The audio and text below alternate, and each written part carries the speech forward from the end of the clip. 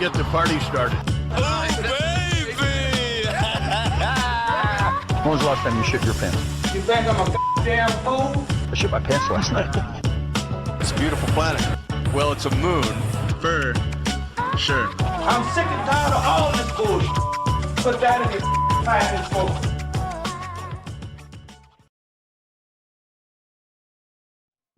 What's up, everybody? Josh from the Clearing Waivers podcast coming at you for another week of the Clearing Waivers podcast. How you doing? Hope you're doing great. We appreciate you stopping by for this week's episode. We're kind of joining a new venture here with our partnership with the Royals Review. So if you found us through the royalsreview.com site, welcome. We appreciate you stopping by. We appreciate you stopping by Royals Review. I myself have been writing for them for a few seasons, so they've opened their arms wide open to me per Creed song that we all enjoy. But I've enjoyed covering the Royals with them for the time. But it's very good to be on the podcasting side of that as well. So we appreciate you coming by. We appreciate you your comments, any replies that you might have. Let us know how we're doing, what we're doing good, what we're doing bad. They're probably not going to have any of those. Let's be real here. But in case you have some critical analysis, send them our way. We're always looking to be better. We went about a 2-week break here to kind of reset. If you've heard us before, you've heard a new theme song already. So we're really, really excited about that awesome mix, also done by our buddy Ben Rigby again. But without further ado, let's get into it. First, we need to meet the co-host here, Brian. 2 weeks off. How'd it treat you, man? I'm feeling refreshed, and I got a little even more energetic when I saw that Jarrod Dyson signing we got tonight. Yeah. Can't wait to chat about that. But spring training's here. I love this time of year because everyone's got a chance except the Pirates. Mm-hmm. Hope renewed. It's truly spring when the Royals fans are like, hey, we might be frisky this year. That's right. We do have a few different transactions to cover since we've been gone. But before we do that, Kitty, how was your 2 weeks? I had a good 2 weeks. Spent most of it indoors, except for a couple forays out to the golf course. I was going to say. Spring is back for me as well as I'm golfing again.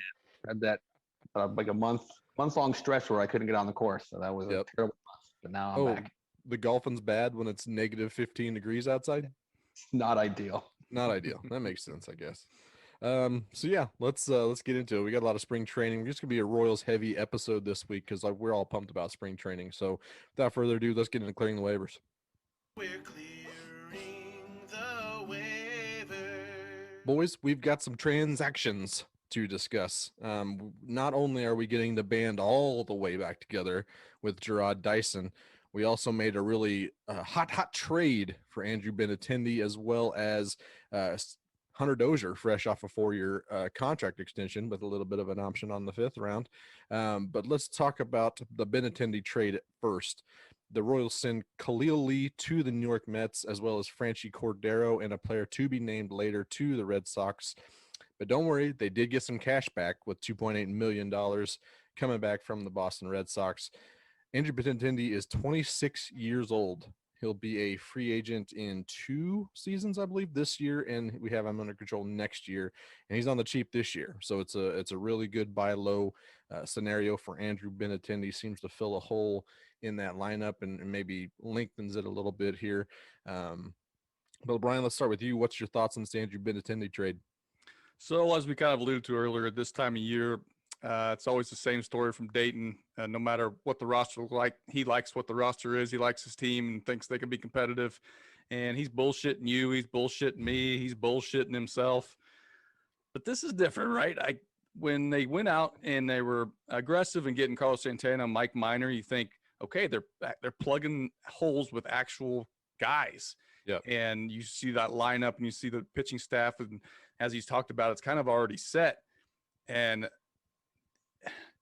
usually we see these bad Royals teams go out there and they've got half the lineup that are a bunch of unknown guys that we're just going to throw against the wall and see who sticks. The Brett Phillips, the Bubba Starlings, the Chris Getz's, the whatever, Paulo Orlando. Former top 100s that need some kind of change of scenery type of thing. That's right. They're either half the lineup is either unknown guys with upside or they're known bad baseball players. And that's not the case with this. We're bringing in a guy that's a known good player, maybe hitting his prime, and they gave up 2 of the guys that they love to throw against the wall and see if they stick, and Khalil Lee and Franchi Cordero. And I wanted to sell myself that, you know, Franchi's got this upside if he just stays healthy. If we've had so many if guys through the years as Royals fans. It's nice to have a guy that's a known good player, solid defensively in left field. He fills the hole Gordon's leaving. How big a hole that was is to be debated, but he's the on-base guy that Dayton talked about bringing in. He got him and Santana in there after confusing us all very much with the Michael Taylor acquisition, when a guy that does not get on base at all. So you like him at the top of the order, breaking up that heavy right-handed lineup. He basically just fills in all the holes that we had. And also, I mean, as a bonus, he just seems like a super likable guy. His teammates all seem to like him. Fan base loves him.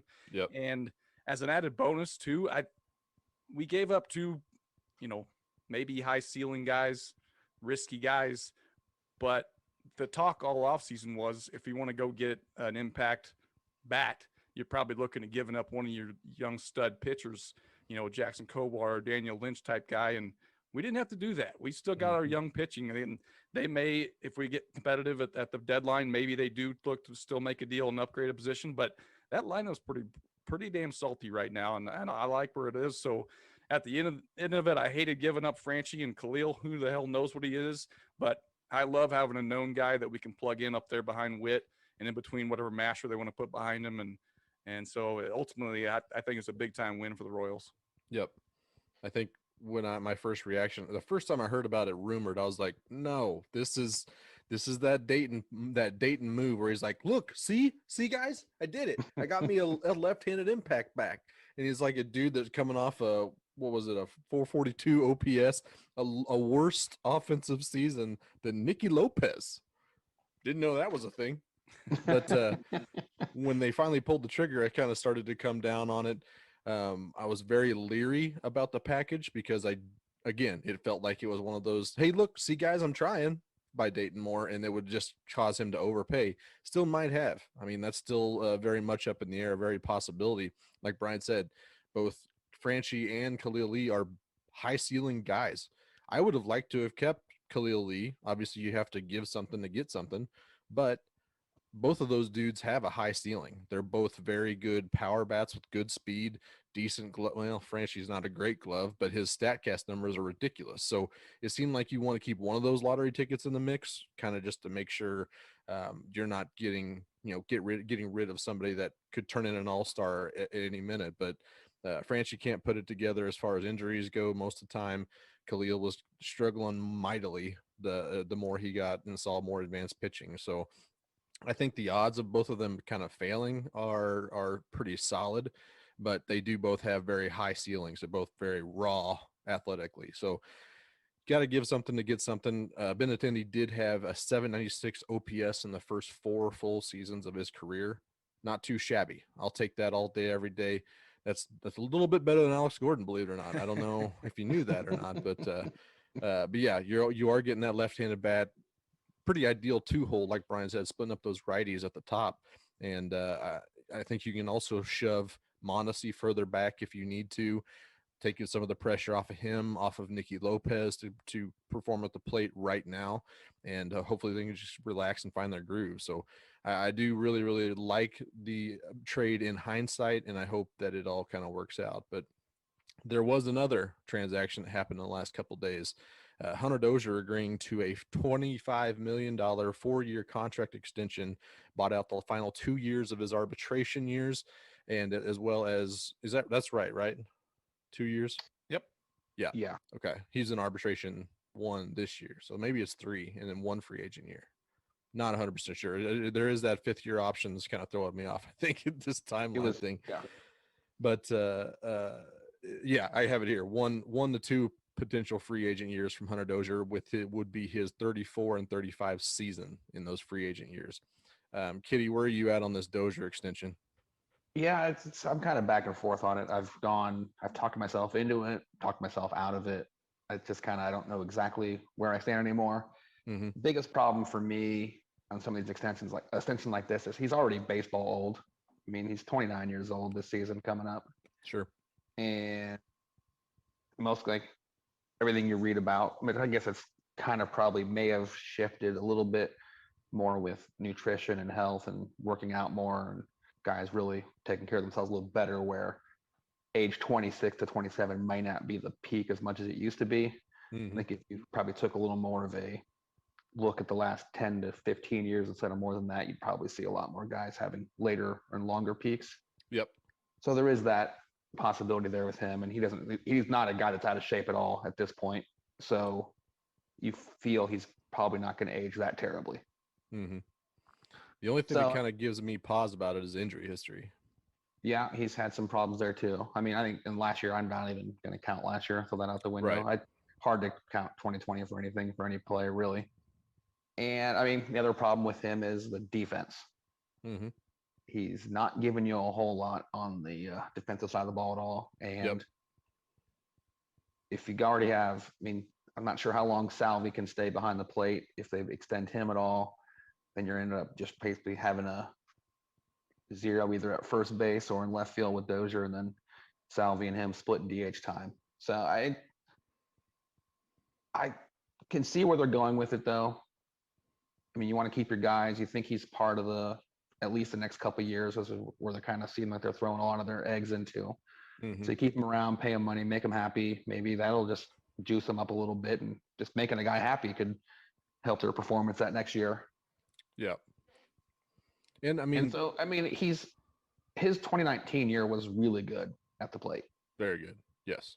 So if that's who they believe he is, the money is going to be well worth it. Yep. Because you can get enough value out of that, out of that bat for the Royals team, and you're especially with the guys who's hitting probably in the 6th hole, and he's that bat. So you are going to probably get good value if that's who he is. So, and I decided to look at some of the just looking on Baseball Reference, and there's one name that really popped at similar batting through age 28 season. Most of them are just guys you just not surprised. Ooh, like Brian, hold on. Brian, can we guess? Yeah, I'll let you guess who the good bat is. I'm going to go through some of the not good bats. And the first one on the list that made me laugh was Brian Goodwin, who we just gave away. We just cut 2 years ago. No one. Okay. Sure. Lucas Duda. Was, I mean, obviously you got to make room for him. There was John Nunnally was on this list. Wow. Scott Hairston. So just not great bats. But there's one who's ridiculous. Little late bloomer bat here. Interesting. That if he becomes him, it's the greatest contract ever signed. Well, after Jose Bautista. Joey Bats. No, it's probably pretty close. I would imagine wouldn't have been too far, a little farther down, but he was, yeah. The guy I had in mind, and I've comped him to Dozier before, more of his 2018 season, I think. Not really a late bloomer, but Nick Castellanos always kind of came to mind when I thought about Dozier. Not him. This is a guy in the AL Central, has been for a while. Recently, it's Nelson Cruz. I'd be neat. Wow. Was his number 3 comp through his age 28 season. So that's one of those, hey, if this 1 out of 10 hits, that's a fantastic deal. Sure. I think Nelson Cruz is 44 years old. Yeah, exactly. Still hits balls very, very hard. I'm really hopeful that 2019 was the Dozier that we end up getting for the remainder of this deal on the offensive side of the ball. And defense, you can plug a guy in that's hitting that well, and you're not too worried about his defense being a little subpar. Yep. And that's always been the problem with the Royals. You're subbing in super subpar bats with average defense in the outfield. And you're like, well, this doesn't do anyone any good. Right. Or you get the vice versa. The guy, he can't hit, but he can catch a ball pretty well. Yeah. He does seem genuinely psyched about being a Royal potentially for the rest of his career, which is not nothing. I always, I always point to these type of situations where when we were growing up, we were clamoring for any of these guys just to want to stay around, let alone for the Royals to pay them enough to come back. Dozier, Duffy, Salvi, all these guys signed up to stick around. Witt kind of didn't have any choice, but he still bought out a free agent year as well to be part of this organization. And that's not nothing. I think that's that's a really solid shift in culture, which we might get to later in this episode. But the other thing that kind of stood out to me is you can just pay Hunter Dozier this much money just to be in the dugout because he's so much fun to look at. He is a handsome, handsome gentleman. He's basically like just an improved version of Alex Gordon there with the same beard going, looking just a little bit less of a square jaw, so it kind of not as off-putting to me. If Kendall had like a scruffy facial hair thing going on, I mean, it'd beat Hunter Dozier. I'm fully convinced. But Brian, I think what's your thought? It seemed like you wanted to jump in there. You know, I'm a big time Hunter Dozier fan. He's my guy. I think 2019 was a sign of things to come. And I'm here to tell you, when that 2025 option comes, that $10 million is going to be a no-brainer, kids. Wow. Hunter Dozier is going to be playing for the Royals that year because I think he's a masher, and I love his at-bats. I love watching him. I love his plate discipline and watch, not discipline enough, but he understands the strike zone so well. When I told you this before, when you see him and Soler at an at-bat and you see a ball that's just outside and they don't get the call, and they react because they know. And if there's one right on the black, you know, they just know the edge of that zone so well. And there's just so many guys that don't seem to give you that feeling when they're at the plate. They might argue stuff that's bullshit, and they don't argue bullshit. They argue if it's wrong and fucked it up. So I'm glad he's in for the long haul. Yep.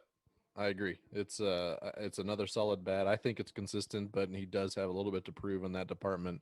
I think injury history does have a lot to do with his tough, lackluster seasons.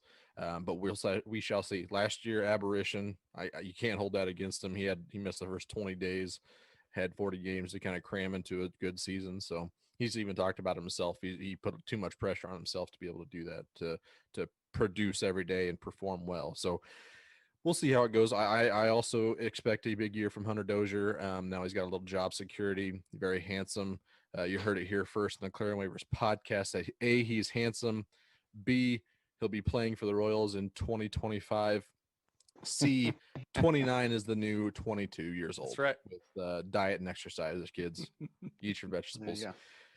Let's I guess before we move on, we could talk about this Jarrod Dyson acquisition. We've talked about when they made the Michael Taylor signing, they were still kind of looking potentially for a left-handed, assuming platoon bat in center field. Brian, you actually brought up Jarrod Dyson's name along with Yasiel Puig. Shed a tear because I don't think that's happening. But the Dayton Moore, we had been assembling parts of the old contending run with Irvin Santana, except he might have been gone by the time. I don't think he was around for 14. I can't remember for sure. I think he was the Twins at that point. But Irvin Santana, Greg Holland, Wade Davis, now Jarrod Dyson is in the mix. It's very much getting the band back together so quickly. What's the thoughts on here? Are we liking this signing? Are we kind of meh about it, or what? Go ahead, Kitty. I was kind of meh when I first heard it, but then I kind of looked a little deeper, and he's good if he can provide defensive value and, like you said, just be and possibly even just a speed option late in the game too was always helpful. Mm-hmm. And so I don't hate it. It's what, $1.5 million. It's chump change. It's right. 1 year contract, not necessarily. It's nothing to be. It's nothing really to be upset about. Right. In that level. So I hope he works out. I mean, he's a fan favorite for a reason. The guy is just fun, and all his interviews, he's great. So. Yep. I was looking at his projections. All seem to be on base percentage around 294. In that ballpark. If that's what you're getting out of him, I don't know about the stolen base department. Brian, where are you at? I know you saw his ranking for the sprint speed. He's gonna pinch run. Yeah, he doesn't run like he used to, but you can't tell me that he's slow by any means these days. So I'll take him back. It may be sentimental. His numbers are not going to wow you by any means. He's not going to really win you any games with the bat in his hands, but I will say, you asked me the other day, among these position players, who has an edge to them on this team? Yeah. They're all a bunch of they're vanilla pudding. What do we call it? They're laid back, passive. Whit Merrifield probably got a little bit of an edge to him. Yep. But if by Like God, hey guys, let's go out and win. We're gonna do good this year. if Jarrod Dyson got anything to him, it's an edge and it's an energy, and the guys love to play with him. You got Salvi's like joke buddy back in the clubhouse with him. I wish we could have Locane back too, but we can't have everything. So give me Dyson to be on that bench every day, kind of being a presence among those young guys. And if we need to get in a fight, Jarrod Dyson get us into a fight. He'll get you a scrap. -3 defensive runs saved last year, so that's that's not a good sign. We don't count last year, remember? Not super. That's true. Yeah. Year prior to that was 14 and an 879 inning sample size, so that's not too shabby. I will say that he had a very Benintendi like year at the plate last year with a 16 WRC plus. We don't talk about last year. Didn't know that was a thing. How many times do I have to tell you? We only talk about last year if it was good. I've never seen a WRC plus that low ever in my life. I'm in on that. Only 2020 talk if it was a good season. Yeah, okay. That's fine. That's fine. Only positive vibes only on this podcast from here on out, guys. I mean, Greg Holland was one of the best relievers in the league last year. That's what we'll talk about that. Don't promise only good vibes on this podcast about talking about Royals. Let's not set this precedent yet. We've got a long season to grind through. It's spring. Hope is renewed. We're all in a good vibe at this point, so we haven't quite got soured yet. Speaking of spring training, we got a collection of certain thing that we're watching out of spring training this season. I suddenly feel the need to change mine. But I'm going to go first here. My one thing that I'm watching in spring training is I am wanting to see what Kyle Isbell is bringing to this table this season. All the reports last season were that he was just showing off and showing up out at the alt site last year. He hasn't had an at-bat above high A, and he's 24 years old now. Everybody, I keep seeing the comp of Andrew Benintendi in and of itself. I've also seen Alex Gordon a couple times.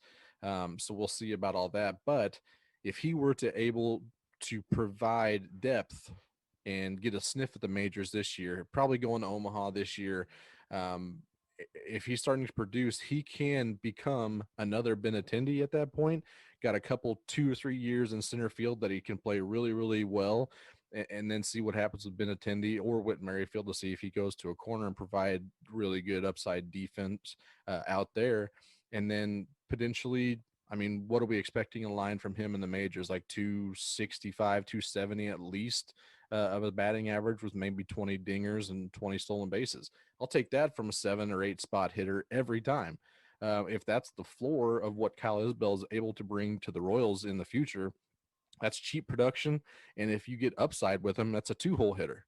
And I am here for Kyle Isbell having web gems. He's already got one in spring training, apparently already in game 1.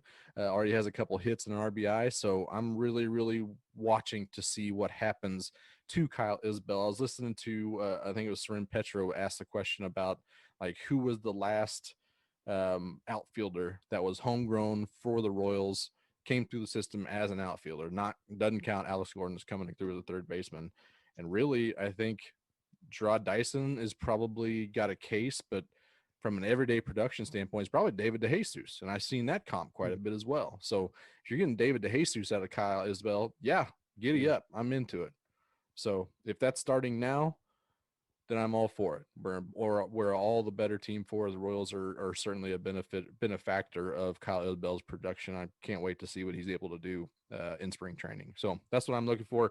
Kitty, what are you looking for in the spring training this year? I'm looking to see how I'm going to be able to watch those games. And that is because I am a cord cutter, and all these fun streaming services decided to dump all the regional sports network, Fox regional sports networks. So they are the YouTube TV, Sling, Hulu, Fubo, all of them have cut it. So I'm hoping that something happens. I kind of just reading a bit about it today and yesterday. Seems like all the streaming service, the big wigs, you got Google that owns YouTube TV, and Disney has a controlling interest in Hulu, so they don't care. And they're not gonna, like, if you drop their service because you don't get the regional sports network, it's such a small drop in the bucket for them that they don't. It doesn't matter to them if they lose 50,000 subscribers from not getting the RSNs. That's not their main business model. They don't. That's just extra for them. Yep. So then I keep seeing rumors too about that the Sinclair Broadcasting Group that owns them all just recently did a deal with Bally's where they have a small stake in everything that Bally's does. So I'm hoping that something can get done, which also could help the price point as well if they're getting money from gambling. That could help everybody also out there. Also not a very unstable business to be in. Right, exactly. You got people signing up on your at home for your getting those bets in, gonna make some money there. So the question is, how much will they charge if it's just a standalone service? Because they're I feel like they can't charge too little, where then all the other, where your normal cable companies, your Google Fibers or whoever else you have, Spectrum, they'll all start cutting the regional sports networks too, and then everyone has to go on.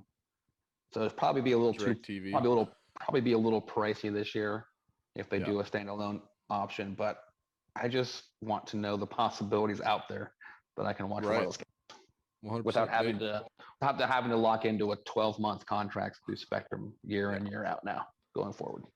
They did announce a new app, so take that for what it is. I don't know if that's a plus or a negative or neutral. It doesn't really mean much as far as ground covered as how we can watch Royals games as cord cutters. But we'll have to see. I'll be super disappointed. They got to do something, right? I mean, something's got to give. I was hoping that NHL and NBA coming back first would push them a little bit, but there doesn't seem to be any information or any noise there where anyone cares that they aren't getting the normal stuff from NBA. And I think because NBA also, they do enough national televised games through a few other channels that people that don't have a team don't really care as much. But then probably some of the cities that do have it are missing it a little bit, but there's still at least few more options maybe. So it's a wild thing how little baseball cares about growing their fan bases. I know, it's being able to watch them. Well, it's not even, and it's also especially when they just take down every single highlight off the internet. Right. No, you can't put that on. No, get your highlight off Twitter, please. It's just like do these executives not understand how people consume nowadays? Like, let the stuff go on Twitter or whatever. I mean, don't force. No one wants to go to MLB.com for every single time I want to see any one highlight. Right. Yeah, it's ridiculous. Yep. Completely agree. They'll figure something out. I have faith in them. Brian, what's the one thing you're watching in spring training this year? Well, it's kind of the same as you with Isabel, but this is the pitching staff. And all summer camp long last year, we heard Daniel Lynch is a different dude this year. He looks great. He looks like he's, knocking on the door, being ready. And maybe if it wasn't a short season, maybe he makes his way onto that roster last year. So I'm looking forward just to see him. We did get to see him a little bit today against the Cubs. If you were able to tune into that game, kind of struggled with location a little bit, but you can see with the tools that they're talking about with that gas, throwing upper 90s now, and along with the slider and the changeup, and it's just tantalizing. And you got guys like Royals Farm Report. Anybody follows them is saying this hype reminds them of the Patrick Mahomes hype that the year before he blew up. So I mean, just the excitement of hearing things like that, you just want to see it with your own eyeballs.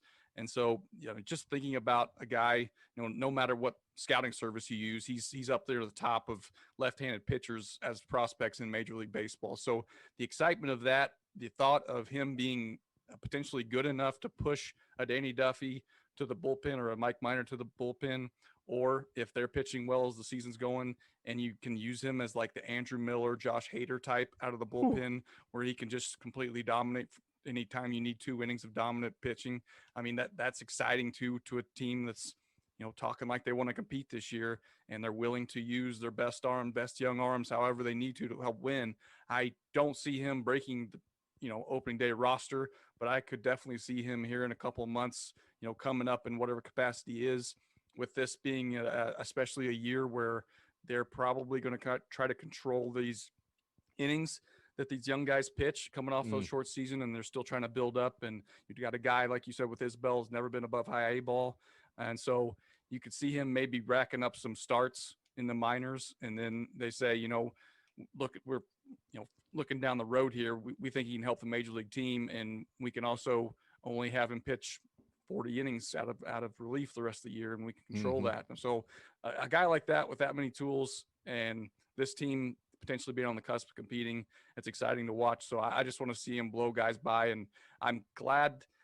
Kind of bit him today, but I also am glad that they're using him at the front of the game where the other team has their starters still in. So you get to see him pitch against Chris Bryant. You get to pitch against the studs on the other team to see if he really is major league ready or not. I remember seeing Brady Singer making his spring training debut last year against the Cubs and being pumped that he had I think it was like an 8-pitch first inning against Bryant, Rizzo, and might have been Javi. Yeah. But it was just it was very reminiscent of that. Different outcomes. Smidge different outcome. I think it went walk, single, triple, bases clearing triple today. That was in the second inning pitch. Was it? Oh, yeah, he did. He came in after Junis. Something with the Cubs had something, a vendetta against Junis today for some reason. Hit him with a comebacker, and then Jason Hayward almost split his skull with a broken bat. Yeah, that was scary looking. They need to give it a rest out there in the south and the north side. And Jesus. Jake Junis touching 94. Yeah. He added a cutter. Looks pretty sexy. Nice. Got Chris Bryant guessing for sure. Let's go. We'll see what Aljunis goes. I like the thought of that as well. But yeah, I think we've got a little bit to watch here in spring training. I think it's only going to get more and more interesting as the years go by. I think Omaha is going to be a busy place in the next year or two. Going to be some studs coming in and out of there. And I'm very much interested in going to Omaha for some of those games. So we'll see how it goes. I think I did see right before we came on, the AAA did postpone the start of their season for 4 more weeks. So I think beginning of May, I think is what I saw. That's what I saw. We'll have to see how it goes. Whatever. Yeah, it needs, because the minor leaguers need a full season as well. They didn't get hard. Most of those guys got nothing last year, except for basically extended spring training. So to lose another season of minor league ball would just be tough. Yep. It'd be so hard for all those guys at development just get stagnated like that. And some guys that were on a cusp of something just all of a sudden fall back off the cliff. So, well, maybe they have a little bit better faring if they arrive to spring training in, say it with me, the best shape of their life. We haven't quite heard those words yet. We've kind of seen a little bit of the dancing around the narrative of best shape of his life, like Brian mentioned with Daniel Lynch. He just looks different this year, man. He just got that look in his eye type of thing. But we want to see, since they haven't officially named anybody, we want to see and take some guesses at who we think is going to get that narrative applied to them in spring training. We've all got one player. Mine is the correct answer, but I'm going to let you guys go first. Kitty, who is your guess at who gets the best shape of their life narrative this spring? I'm going with Mondesi. Yep. I feel like he's going into age 25. He's finally put on muscle this offseason. He just really got to work out all off season because after some of his injuries he's had, he didn't get the chance to really do what he wanted to most off season. But this year all he was doing was rehabbing until this year. All he was doing work this year, but this year he was working out, adding bulk, getting big, ready to best shape of his life. He's ready to steal 100 bases, hit 25 home runs. He's ready. This is it. Who's ready? Who's with us?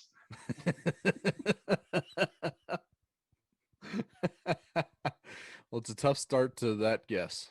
He's coming in. I think he got hit with a hit by a pitch, and now his foot hurts. Yep. Fantastic.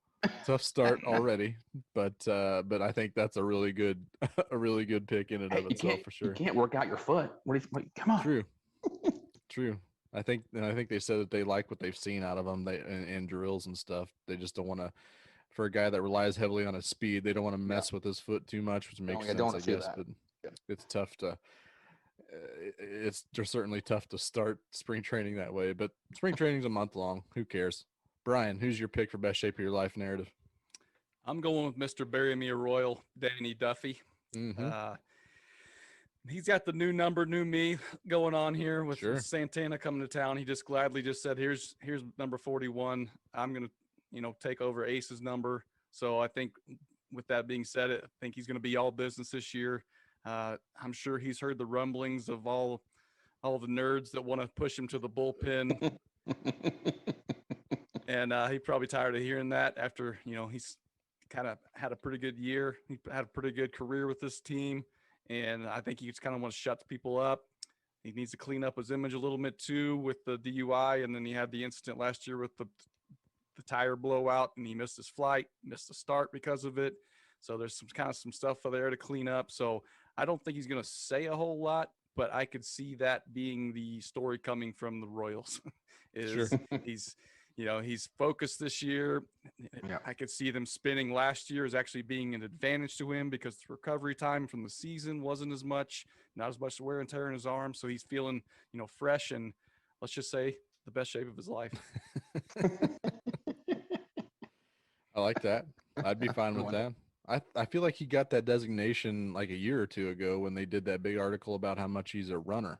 Yep.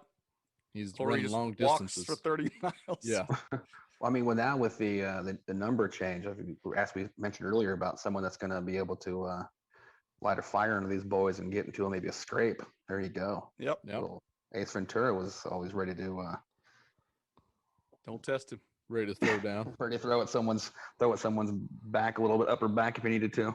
Uh-huh. I mean, probably doesn't want to break out that number for nothing. Not for a shitty season, not for a Right. 100 lost season. So I'm Absolutely. into it. And it'd be kind of tough I'm just now kind of putting this together, but he breaks out that tribute and then the Royals potentially like talk about trading him.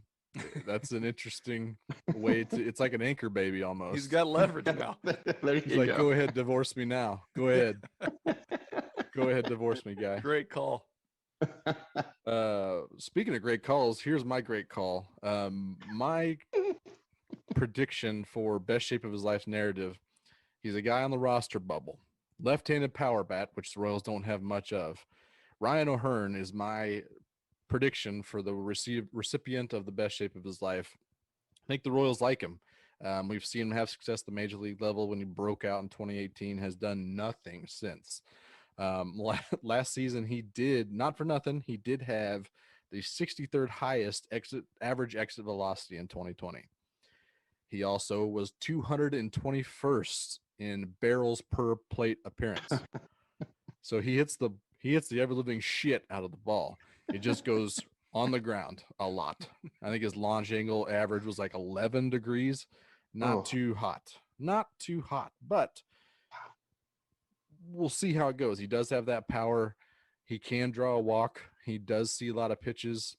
He's a first baseman. Carlos Santana doesn't have the cleanest bill of health. I could totally see him potentially seeing some at bats against right-handed pitching for sure. I already see people trying to like pay-goal him, trying to shove his way in there, saying that, oh, he's a first baseman, but he also plays corner outfield. He does not play corner outfield anymore. No more. Get that out of your head. He's played 11.2 major league innings in the outfield over 3 seasons. He is not a corner outfielder. He is a designated hitter and a first baseman, and not very good first baseman. So if you need a left-handed pinch hit, I'm into it. I'm fine with it. You need a runner. You're down 2 in the late inning.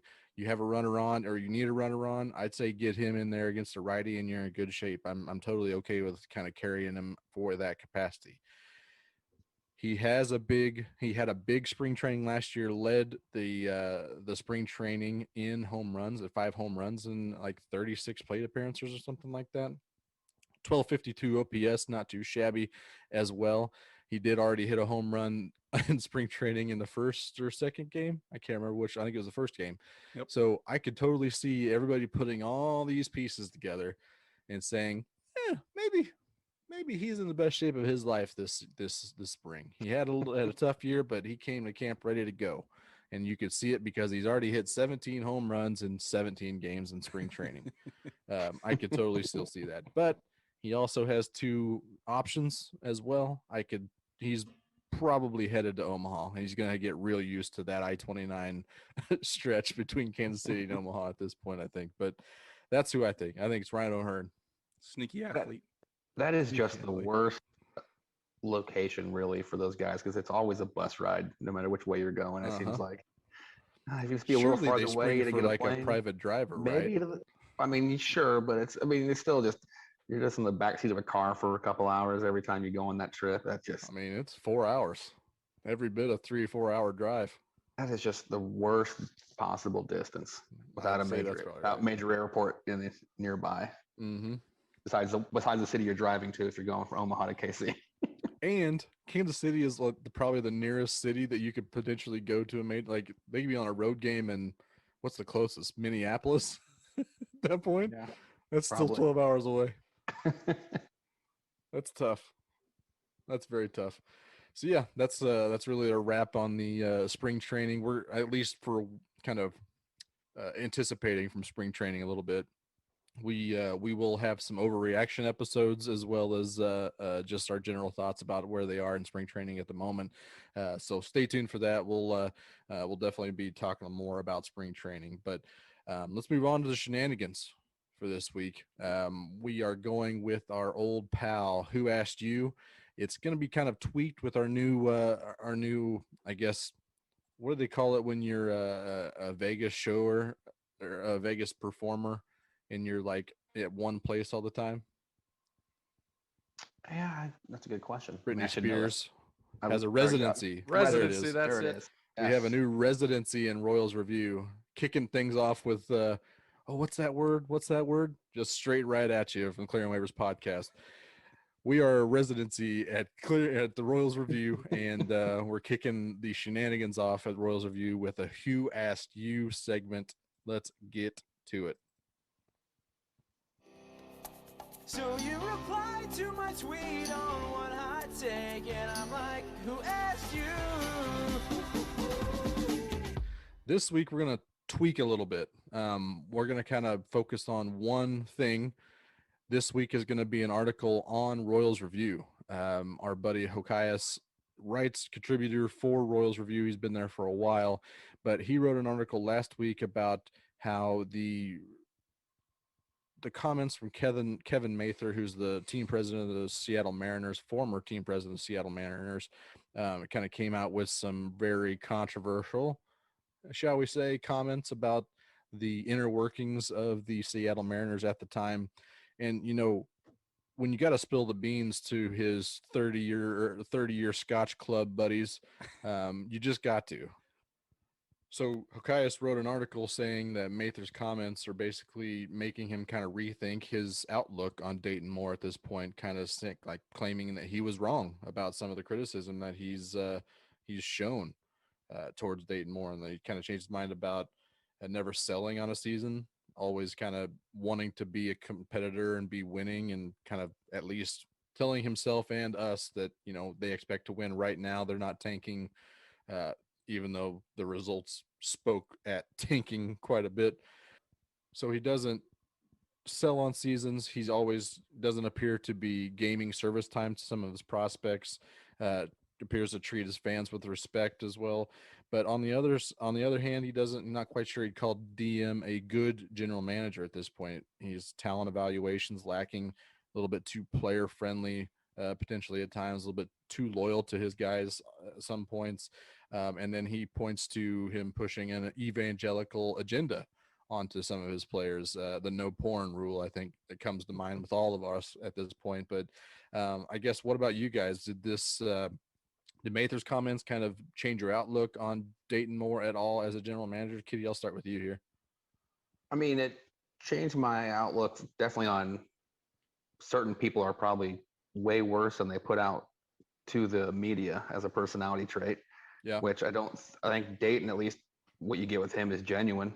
I don't think, as far as, I mean, obviously all these guys spin the truth a little bit as far as when they have to talk about players directly, but again, yeah, he definitely seems to be seems to be who he is anytime Mhm. he has an interview or anything like that. So Yep. yeah, it's just it's a really impressively bad look for that guy from Mayfield from Seattle. I mean, And really, half of the things I that mean, people are calling him out for are things that we know are happening, like the yeah, I have gaining of no, the service time and yeah, kind of that way. But the whole I have part no about problem like, with that. It's the calling out the Japanese players and yeah, the Latin players for not speaking enough English. Like, dude, come on. that is an issue for sure.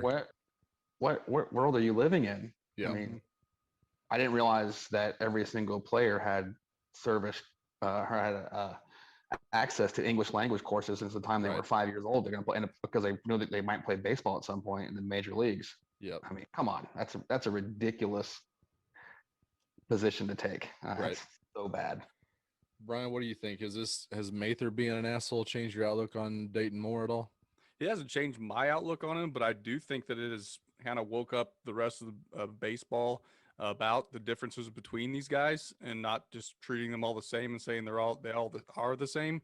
Because I mean, the Royals have shown even during the pandemic year that when they were one of the first ones to sign up and say we're paying all our minor leagues players through the season and keeping all of our staff that we can when a bunch of other people took cuts. That speaks to the ownership and it speaks to him. But I think him specifically, it doesn't change for me, but I'm glad. I'm appreciative that through these years, even though, like you said, they've had bad records, that they haven't completely tanked and sold off every face that everyone knows. I appreciated that because he has shown we're on the uptick here, but he hasn't shown it yet. But that you can kind of keep those guys together. You can keep the Wits, you can keep the Duffys, you can keep the Salvies, the faces of your franchise, and still get decent enough draft picks to build your minor league system up, build, through international signings and everything like that. You can build the stock back up while keeping those guys winning 60 to 70 games a year and have that next wave come through. Because when it does, if it comes back through, it makes the payoff so much better when you see a guy like Witt have success for the first time in his career, because it's such shit luck for him that his career started basically right after they were competitive. And you can tell he's a super competitive guy and just wants to win. He puts in the work and he deserves to have a winning franchise. And so I appreciate that he's done that. I totally get the mindset of tank, get number one picks for 5 years in a row, and then you'll have an Astros type situation going. But I can't root for my team to lose. I don't want my team to look unbearable to watch. Like, I can't imagine being a Pittsburgh Pirates fan this year. Like, you have zero hope. You have no hope. You have Todd Frazier as the face of your team, basically, and you're looking at a division that doesn't have a dominant team this year, and your team has no chance to compete when that division is there to be had. I hate that. And at least, the way Dayton did it, if there were years where they felt like they could kind of go for it, maybe you kind of buy in a little bit more and you don't have that shit that you hope is sticking on the wall this time. Maybe they add ahead of the time that they thought they were, but it never hit. Now it's kind of building up. Those guys are still around. I'm so glad they're still around and we didn't sell those guys off. I'm glad that they get to lead this next wave through what's hopefully a competitive window. And that might be yet to be seen a little bit with Salvi and Duffy's contracts kind of coming up. I'm curious to see. I think they got to extend Salvi at some point, and Duffy, I would love to see him buried a Royal for sure. But it's kind of yet to be seen at what point the contention window starts. It might be this year. It might be 2022. It might be 2023.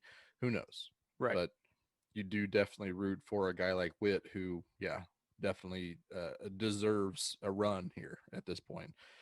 Personally, I keep coming back to, yes, of course, it's great that your general manager treats players like humans. It just seems like it's not too much to ask a boss, a person at the head of the ship, to not be an asshole. The problem lies is there has to be a good balance. Baseball is a business, and you're going to hear that all the time. Baseball is a business. Baseball is a business. They are assets. They are also human beings. It's especially in a small market. You have to make the right choices almost all the time. Definitely way more often than not. And I feel like it is not too much to ask to have a general manager not treat their players like pieces of shit, but also good at evaluation, good at drafting, good at scouting, good at negotiating, good at finding the right guys. That I don't necessarily see as Dayton Moore's strengths at this point. He does have a ring. He has 2 World Series appearances, 2 pennants, 1 division title. That's not nothing. He also has a lot of 100 lost seasons. And that seems to be the problem. It can be done. The Rays are always in it. They're a small market team. We make jokes about their home attendance being absolutely pitiful, but they still know how to develop and evaluate talent. So it can be done. They seem to have some kind of disconnect between their players feeling like they are just assets being traded. So I think that there is somewhat of a disconnect. They aren't the model franchise to be a small market general manager. They aren't setting the example in the whole overarching thing, but they know how to do the damn thing when it comes to scouting and player development. So there is something you could pull from that. If Dayton Moore, somebody in the comments of that article mentioned, like, how much would it cost the Royals to go get their entire scouting department out of Tampa Bay? That would be awesome. That'd be great. I would be fantastic. It would cost a lot of money. But we'll see. We'll see how it goes. I don't think that this necessarily changed my outlook on Dayton Moore. Like Kitty said, I never got the impression that he was like a closeted a-hole. He always seemed like a very genuinely good guy, and all the reports say that that's exactly who it was.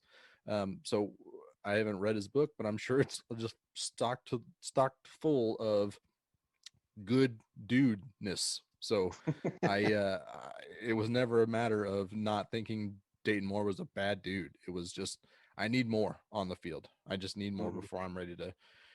They have an example across the parking lot. I was at AP Laboratory, shout out. They're talking about how the Russell Wilson situation, Deshaun Watson situation is just an absolute dumpster fire because they don't know how to treat their franchised quarterbacks.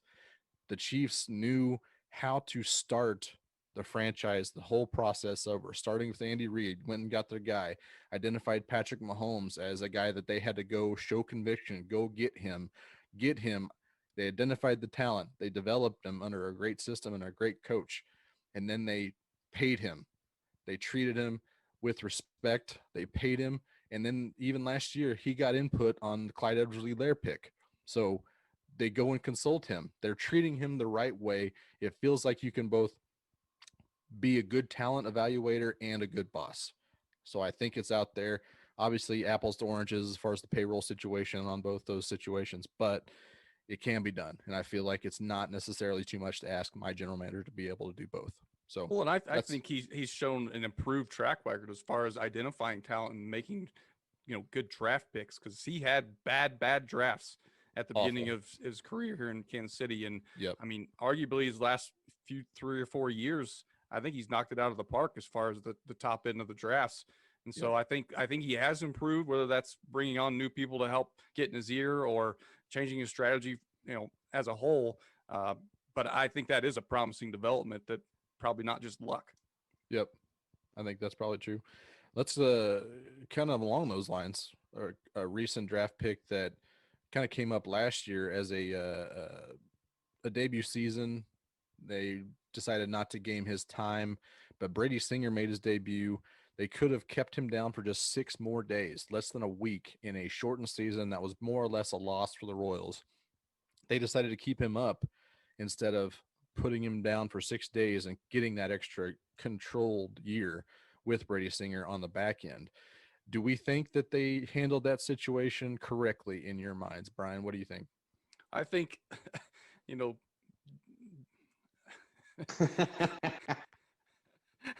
I mean, general sense says 6 days. What are you doing for a whole year? But I also think, that's kind of making a statement, right? When that's backing up the talk that you've been saying that you don't game the system. And so when it is that small of a window that you could have, made up any excuse in the book to game the system, he didn't do it.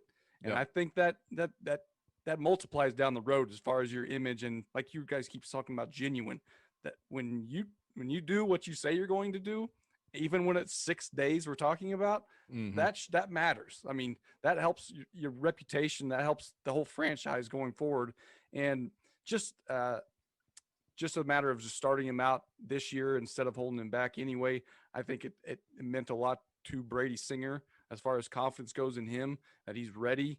And when you put him out there and you kind of let him get his licks with this major league team, and he's not doing it at the same time as, Kowar and Lynch and the next kind of wave behind them. Stagger them. They're not all trying to figure it out at the same time.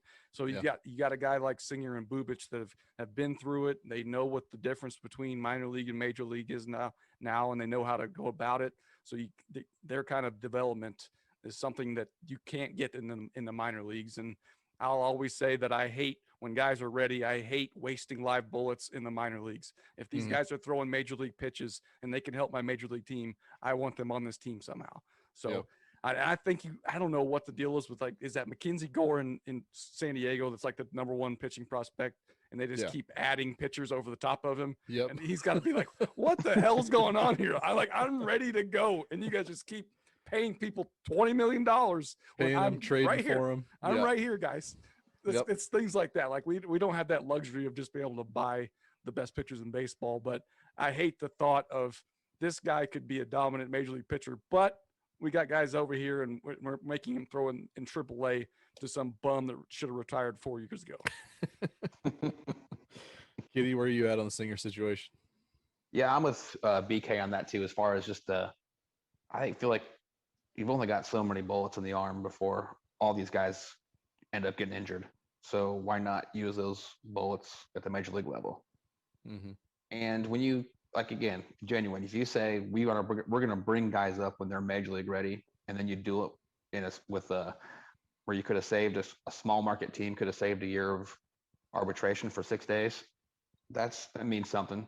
I feel like it's going to mean something to other prospects where they're not going to feel disrespected, or they'll feel like maybe I'm not ready. And when they do keep a guy down longer where he thinks he's ready, but the organization doesn't. So there's that kind of balance there too. So, yeah. I mean, it's as a fan of a small market team, I want guys to get held back a little longer than they should. Sure. Yeah. You're the man, Kitty. You're the man. But I'm the asshole in that regard. So, but I understand. I like. Yeah, no, I'm the worst person. The wealthy. That's I you. talk a big game like, hey, Mather sucks, and I'm like, get the guy down a little longer, please. I didn't know you were so pro owners. I know, right? What a jerk.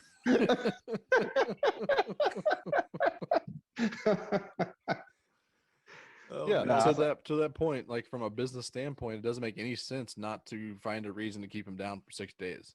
Mhm. It's very hard for all of us, I'm sure. I mean, if it was like a few weeks, I understand, but it's 6 days is just such a fine line in a shortened season. It is a very distinct situation. It's not like saying it was Eric Hosmer's situation. He did everything he needed to do to prove that he was ready. They like, let's do it then. Let's do it. He needed to get up there and start grinding his teeth and cutting his teeth in the majors at that point. I think there's still a case to be made that Singer didn't necessarily need that, and you damn sure could have found a way to do 6 days. The one question that I have in this situation is, we mentioned Hosmer not getting gamed the system time, Dayton Moore kind of getting that reputation as a good guy. What has that got him at this point? He's been around long enough to have that reputation. Players know who he is. Agents know who he is. What has that gained him at this point? He got those guys to sign the undrafted guys last year or whatever, where they were just free game. And there were guys that signed with the Royals for that reason, that they knew it was out there, that it was a good franchise that took care of their players, and they were paying their minor leaguers, and they didn't cut staff. And I think it did pay last offseason. That could. Yep. They did get some names in that for sure. They also have guys like Salvi, Giordano, Duffy, and now Dozier signed fairly team friendly. Witt is also involved in that, even though he didn't have much leverage, neither did Dozier, but they all signed fairly team friendly deals, signed away a couple of their free agent seasons to stick around. Dozier called the Royals the greatest organization on earth. So I think that that's not nothing. It also makes the Keller Mondesi the Benintendi potential extensions even more of a must watch to see exactly how that's handled and what that kind of comes from that. But as far as like big time free agent signings, everybody they sign is all fair market value. They're not taking deals to stick around. Gordo, Ian Kennedy, Minor, Santana, Hamill, Vargas, Eddie Volquez, Guts at the time was still still very, very fair market deal when he got. So they're not taking team friendly deals, and some of those Royals obviously overpaid for them. So that's not happening. International players, I don't really know. It's hard to say really with them why they would sign with the Royals, because all teams kind of touch base with these big studs down there at some point, you would think. But I just question how much that this good guy reputation that Dayton Moore has gotten with the players has gotten him. Somebody in the comments of that article mentioned that Dayton Moore would make a great baseball commissioner, and I'm all for that. I think he is very much pro player, pro baseball game, Urban Youth Academy. He wants to grow at the Dominican school. Was also very much in play for Dayton Moore, so he wants to grow the game, obviously. So he would be a great commissioner, but I'm just not great GM at this point. But Good grief, Josh. You know that. Thought you said you didn't change your mind at all. You still hate him. Gotcha. Yep, hate him. Good God. He's a terrible human being. Brought you a World Series and you hate his guts. Just hate him. Cannot wait for Sherman to can his ass. No, I do like Dayton Moore. He's a good dude. It's hard to say anything bad about him, but I would like to see a little bit more. Maybe we will. Maybe Except for that 3-minute tirade you just went on. Outside of that, hard to say anything bad about a guy. I can't remember. I blacked out. Was it about 3 minutes long? I don't think I took a breath. I don't remember breathing at all. So let's lock that up. There's your Who Asked You. We'll try to do more of those later.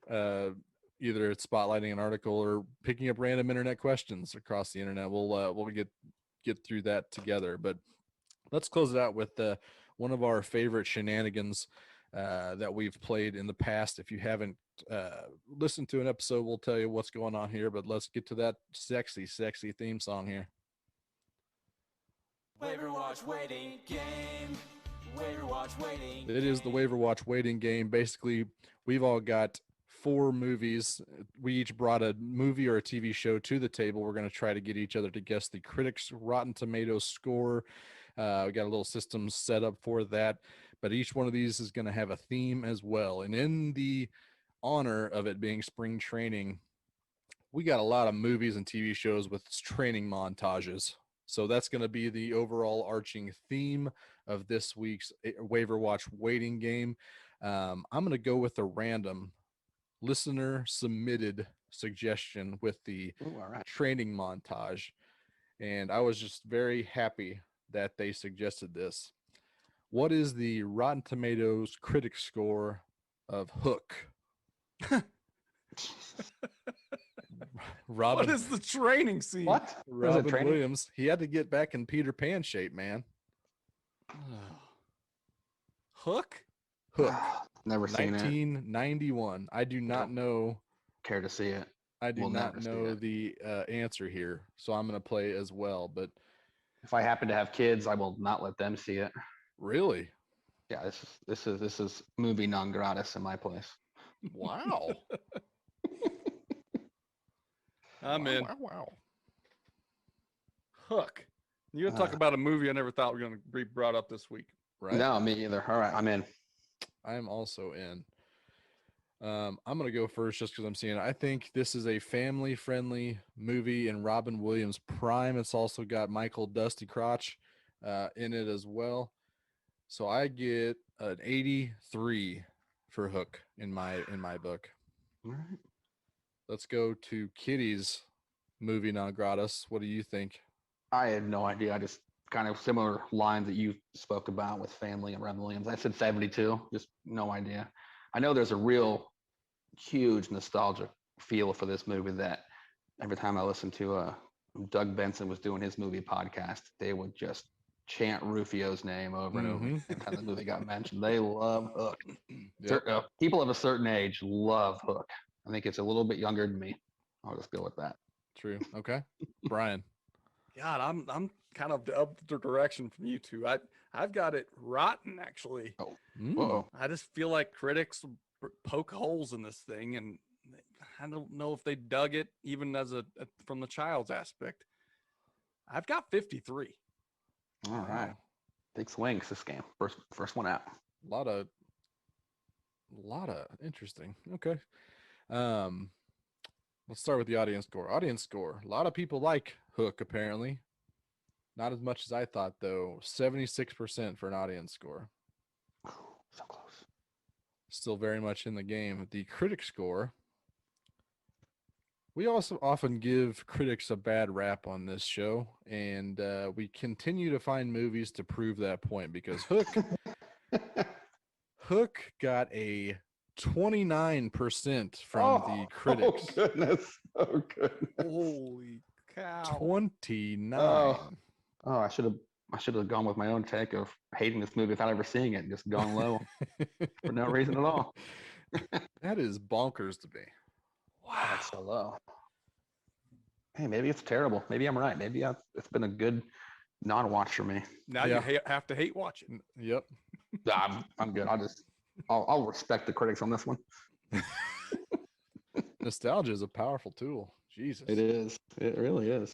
As shocked as Brian was that Hook made an appearance on this this segment, I might be more shocked that I got a 29. That's crazy town.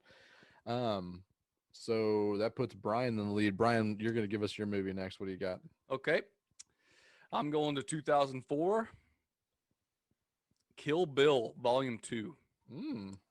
I love the trading scene where the guy is just basically torturing Uma Thurman for a good 30 days or whatever it is. Yeah. So Our childhood makes a lot of sense now all of a sudden. All right, I'm in. Yeah, that's a great movie. Oh, sorry, I don't want to say anything before Josh is in. Don't give the game away. Just in case your Kill Bill Volume 2 is my hook, so I'm just Sure. never gonna say it. Sure. You're going to say something that triggers the exact right score on my part. on your fart. On my fart. You win. I'm in dead last, so I'm going to go first. Okay.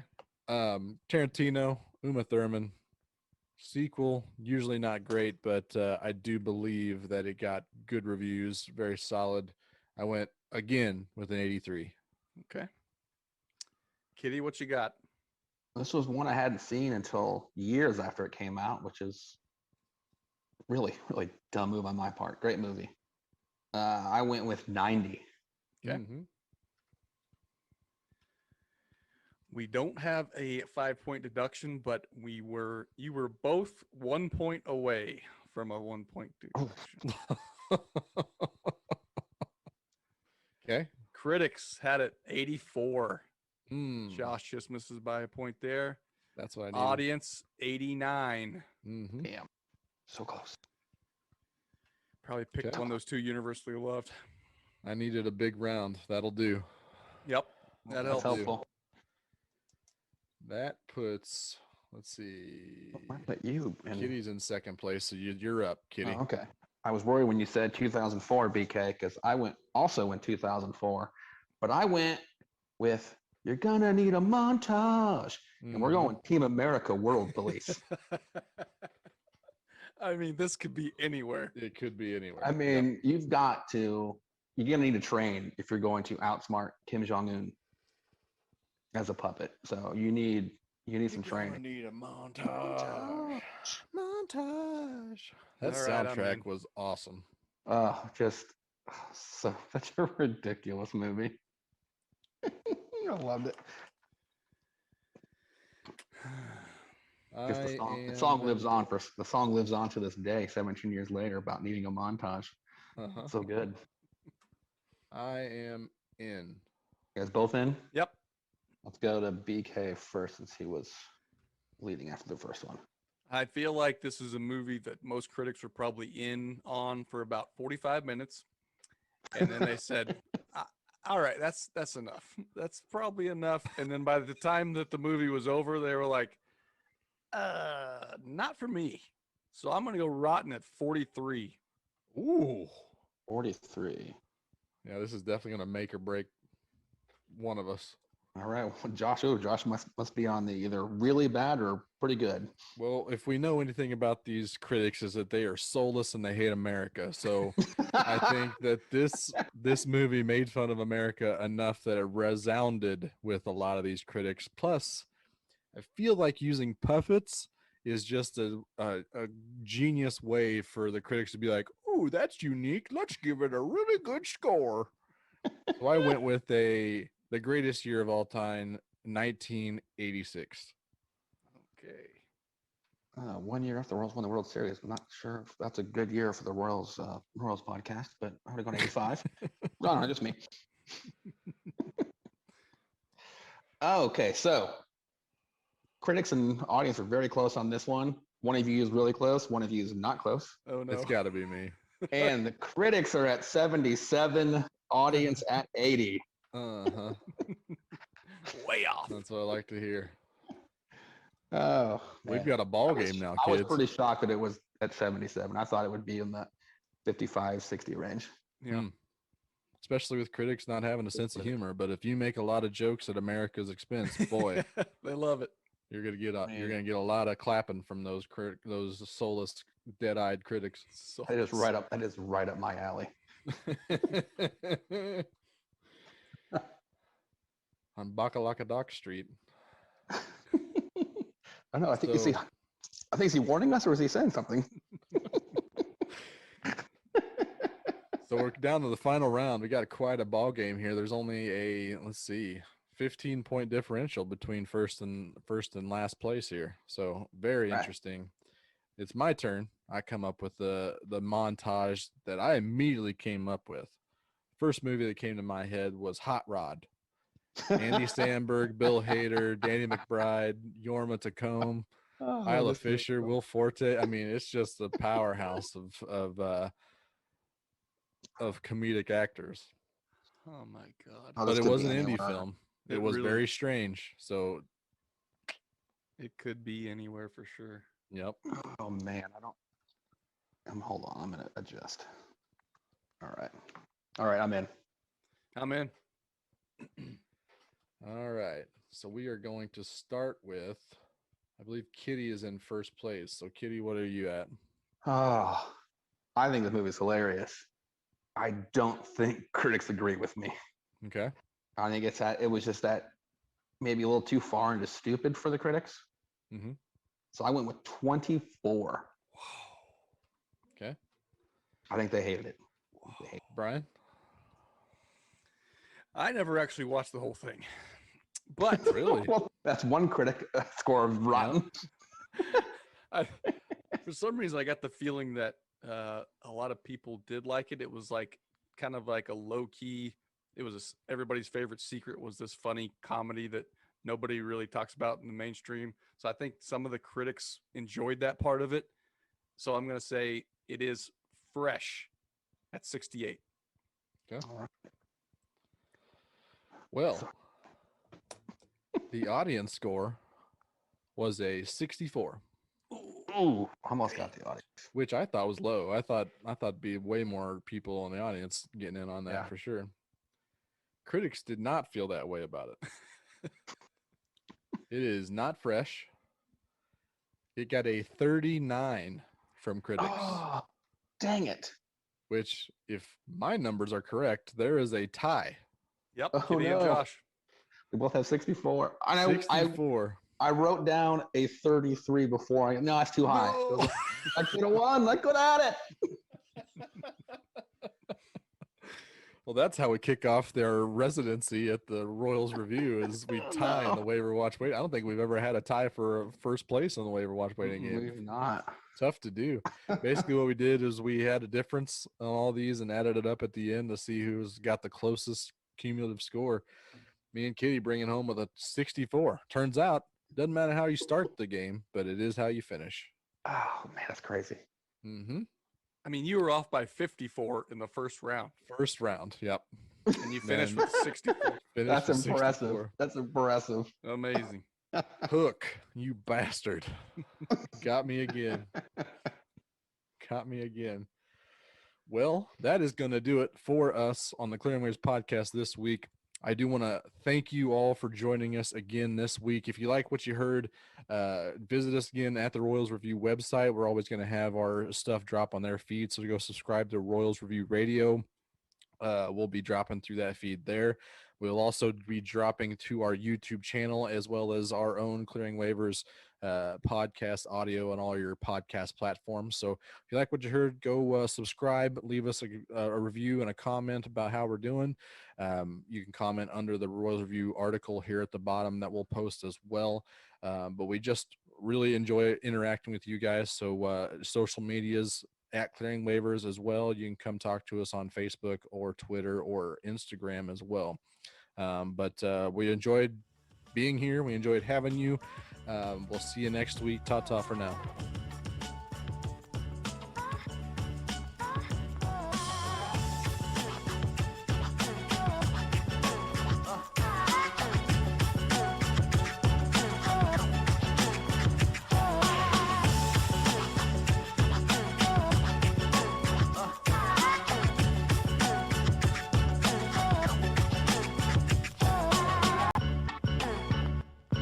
Strike 3 called. It's over.